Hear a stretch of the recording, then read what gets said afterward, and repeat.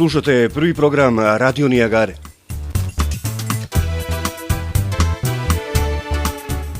Da li vam je poznat ovaj simpatični smešak?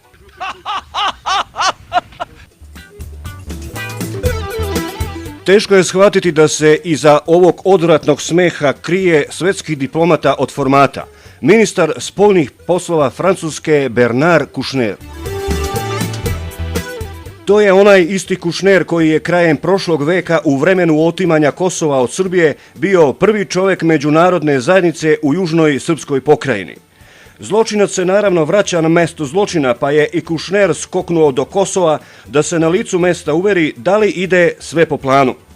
Popričao je i sa srpskim rukovodiocima na Kosmetu, koji su se naravno topili od miline što ih je posjetio šef francuske diplomatije, jer Francuzi su nam kao prijatelji. I sve bi to prošlo prijateljski, konstruktivno u obostranom razumevanju da nije novinara. Palo je nekoliko kurtoaznih pitanja, ali i jedno koje je ubolo Kouchnera.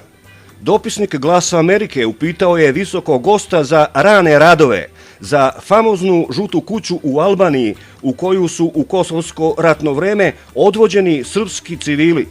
Vađani su im organi i prodavani bogatoj klijenteli na zapadu. O tome postoje dokazi, izvor je Carla Del Ponte koja je o tome počela da govori kao glavni tužilac Haškog tribunala. Ubrzo je ušutkana.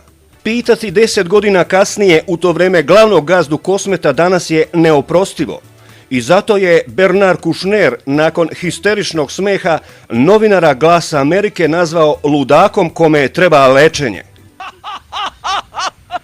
La vente des organes. Može li da se očekuje zvanično reagovanje zvaničnog Beograda? Verovatno da. Izvinjenje predsjednika Tadića zbog novinarskog pitanja.